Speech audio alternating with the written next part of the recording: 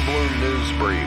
More info at fullandbloom.com. In a brand new interview with Lip Service, bassist Nikki Sixx talked about his early days in Los Angeles, on what led up to him meeting Blackie Lawless. Being in Los Angeles, California was an eye-opener. I remember buying my 1976 Gibson Thunderbird in a used guitar store. I was auditioning for bands a lot, which was a big thing in Los Angeles. I'm sure it was in other cities too. I know Twisted Sister was a huge cover band, and that led into their career. There were 1 million cover bands in Los Angeles. As long as you could play Donna Summer, Led Zeppelin, and Hall & Oates, and you kind of looked like you were in a band, you could get the gig and you could make a living. And I was starving to death. I was living on couches. I had never formally learned my instrument enough to go, oh, this is a Hall & Oates song, so I'm going to play it just like Hall & Oates. I go, this is a Hall & Oates song. This is badass. And I would play it in my style. Cheap Trick style, Sex Pistols style, AC/DC style. And they're like, what are you doing? I'm giving it some balls, man. And they go, the song doesn't need balls. It needs to be played like the record. So I could never fit in with the cover band world. And every time I would go, well, okay, I get it that I'm not the guy to play Cold as Ice exactly like Cold as Ice. But hey, I got an album's worth of original material. And I remember literally hearing the words. I don't know why they called me kid, probably because these guys were 25 and I was 20, and they seemed ancient. They said, hey kid, there's no money in original music.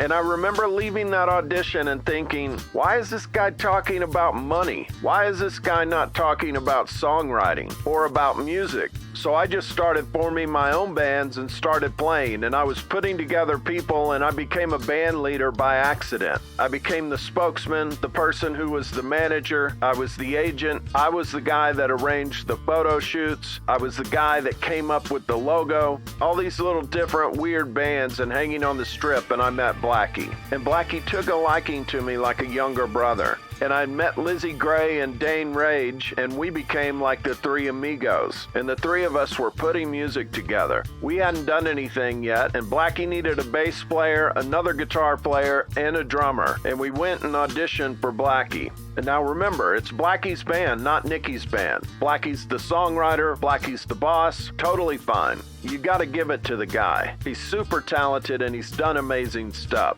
So we got the gig, we rehearsed, and I remember being like, this is it. Look at our singer. He's a demon. He's a monster. He's a rock star. Look at my guitar player, Lizzie. He's a freak. Look at Dane. He's a monster god drummer. I'm a little ratty mess myself. I think we're going to be the biggest band in the world. That's it. Call my grandparents back at the Double Wide. Hey, just FYI, gonna be playing stadiums next week.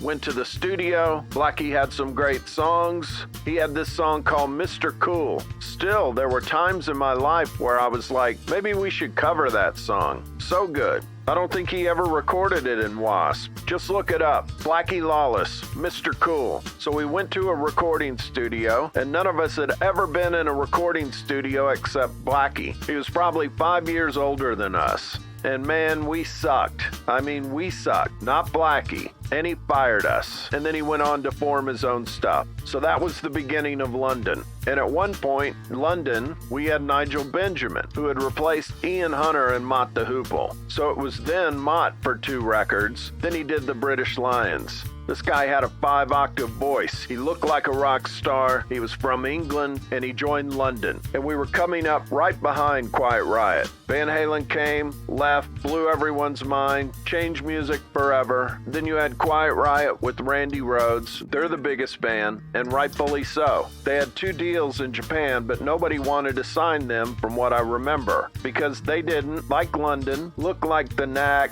or Flock of Seagulls, the Go-Go's, whatever was in at that time. And record companies are short-minded in a lot of cases. They're like, well, this is what's popular. We got to make our year-end billing. Blah, blah, blah. So maybe if we would have cut our hair, done some hand claps, we might have got a record deal. But we weren't. And when the record companies passed, I went to band rehearsal and I said, look, I got great news and I got a little bit of bad news. Okay, what's the great news? We're the same band, we still look cool, we got great songs, we got a stage set, we got a huge following. And Nigel goes, well, just give me the bad news. I go, the record company passed on us, but it doesn't really matter. But he goes, in that case, I quit. That heartbreak was also one of the hugest strokes of luck that I've ever had because I was already writing music for what would end up being Too Fast for Love. I wanted the band to be more aggressive and Nigel wanted the band to be softer, and we were not getting along at all. When he left, I was stuck with these songs that I was writing, and we tried a little bit more to get London back up, but we could never recover from Nigel leaving. And then I changed my name legally to Nikki Sixx, and 3 months later, I formed Motley Crue.